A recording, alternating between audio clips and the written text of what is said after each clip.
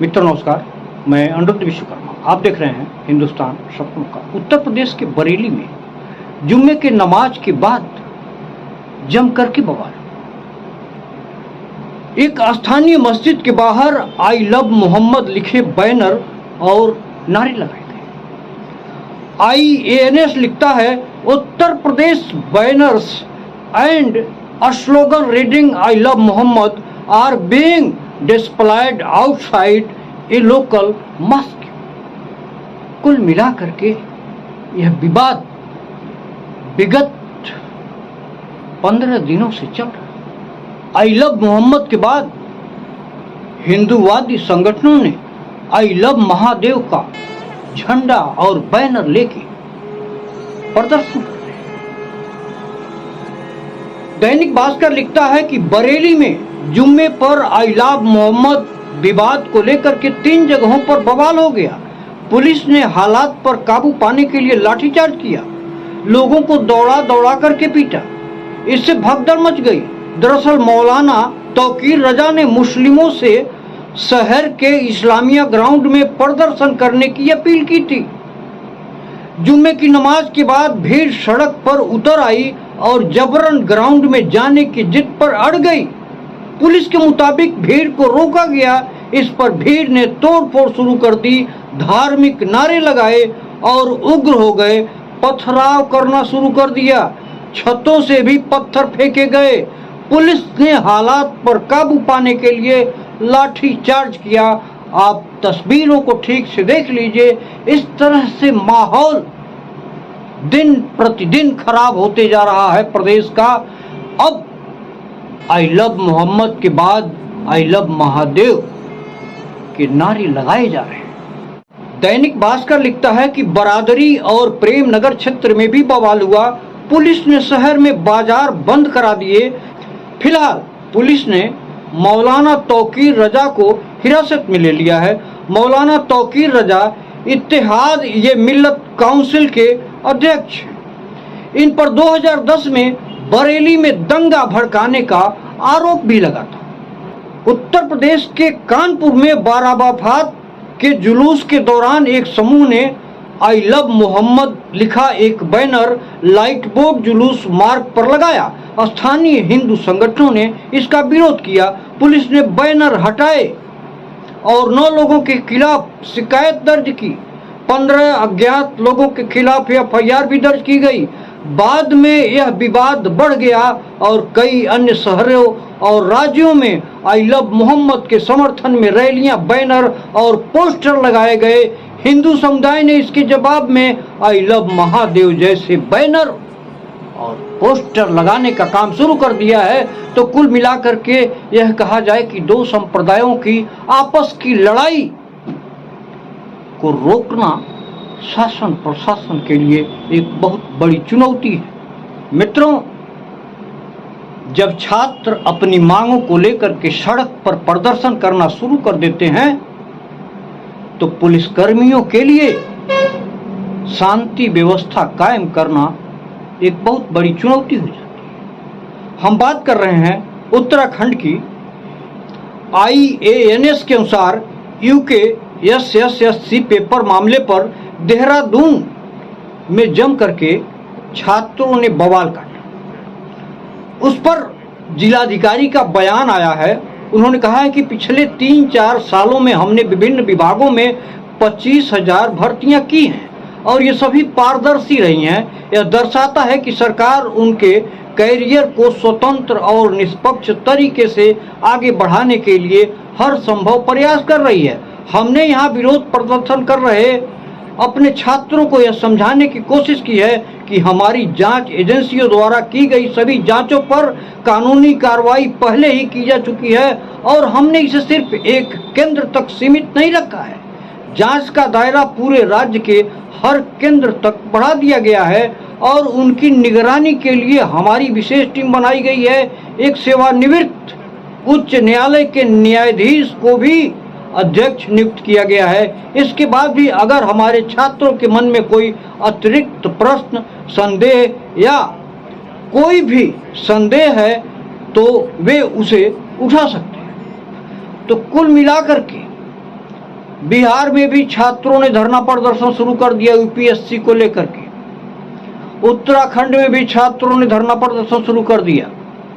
अब सबसे बड़ा प्रश्न चिन्ह यह खड़ा होता है कि छात्रों और युवाओं, बेरोजगारों की जो समस्याएं हैं, जो उनकी मांगे हैं, उनको लेकर के केंद्र सरकार और राज्य सरकार क्या उदासीन है? यदि सक्रिय होती तो छात्र इस तरह से आंदोलन नहीं करते।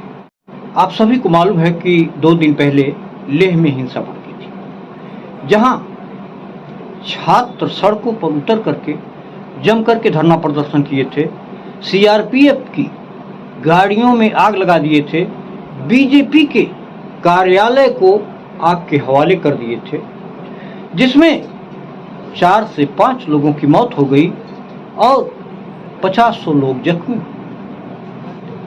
अब इस मामले में नया मोड़ आया है। द इंडियन एक्सप्रेस लिखता है, Sonam Wangchuk detained day after centre pinned blame for violent protest. यानी केंद्र सरकार सोनम वांगचुक जो पर्यावरणविद है, उन पर दंगा भड़काने का आरोप लगा करके उनकी गिरफ्तारी करी है। सोच सकते हैं, सोनम वांगचुक एक ऐसे व्यक्ति हैं जिन्होंने लद्दाख में -0 डिग्री तापक्रम में रह रहे फौजियों के लिए वैज्ञानिक तरीके से बंकर बनाया जिसमें फौजी रहते हैं। उसके बाद उनको भारत सरकार के द्वारा दर्जनों अवार्ड दिए गए। सोच सकते हैं, जो व्यक्ति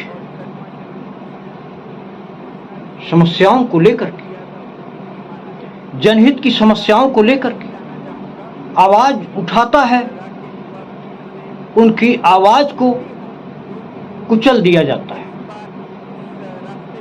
सोनम वांगचुक विगत कई सालों से लद्दाख और लेह के लोगों की मांगों को उठाते हैं। उनका दावा है कि लेह और लद्दाख के छात्रों के साथ सरकार सौतेला व्यवहार करती है, उनको नौकरियों में वरीयता नहीं दी जाती है। द इंडियन एक्सप्रेस के अनुसार लद्दाख को राज्य का दर्जा देने की मांग को लेकर के हुए विरोध प्रदर्शन के हिंसक हो जाने और पुलिस गोलीबारी में कम से कम 4 युवाओं की जान जाने के कुछ दिनों बाद कार्यकर्ता सोनम वांगचुक को हिरासत में ले लिया गया है। वांगचुक के खिलाफ यह कार्रवाई केंद्र द्वारा उनके एनजीओ का FCRA लाइसेंस रद्द करने के ठीक 1 दिन बाद हुई है, जिसमें उन पर भड़काऊ बयानों से भीड़ को उकसाने का आरोप लगाया गया है। इस बीच नई दिल्ली ने अभूतपूर्व स्थिति को सुलझाने के प्रयास के लिए गुरुवार को लेह में एक विशेष दूत भेजा। उपराज्यपाल कविंदर गुप्ता ने एक सुरक्षा समीक्षा की अध्यक्षता की और शांति बनाए रखने के लिए कड़ी सतर्कता बरतने का आह्वान किया। बैठक में मुख्य सचिव पवन कोतवाल, DGP SD सहित कई अधिकारी मौजूद रहे। तो कुल मिलाकर के जो वह स्कूल चलाते थे, उनको कुछ फंड विदेश से मिलते थे, उस फंड पर केंद्र सरकार ने बैन लगा दिया है। मित्रों, अभी 2-4 दिन पहले सीतापुर से एक वीडियो वायरल हुआ था, जिसमें एक प्रधानाध्यापक बेसिक शिक्षा अधिकारी को बेल्ट से पीटते हुए नजर आ रहे हैं। पूरा मामला हम आपको बताते हैं। बेसिक शिक्षा अधिकारी का नाम है अखिलेश प्रताप सिंह। बिना स्कूल आए अपनी खास महिला शिक्षिका की हाजिरी लगाने का यह दबाव बना रहे थे। जानकारी के अनुसार BSA ने प्रधानाध्यापक ब्रिजेंद्र वर्मा पर दबाव डाला था कि उनकी खास टीचर को स्कूल आए बिना हाजिरी बनाते रहे, लेकिन प्रधानाध्यापक ने ऐसा नहीं किया। ऐसा करने से साफ इनकार कर दिया। तो बीएसए ने प्रधानाध्यापक का उत्पीड़न करना शुरू कर दिया। आप जानते ही हैं, जब बड़े अधिकारियों की बात छोटे कर्मचारी नहीं मानते हैं तो बड़े अधिकारी उनका मानसिक उत्पीड़न शुरू कर देते हैं, कई तरह से उनका उत्पीड़न करने लगते हैं। वही हाल इसमें हुआ।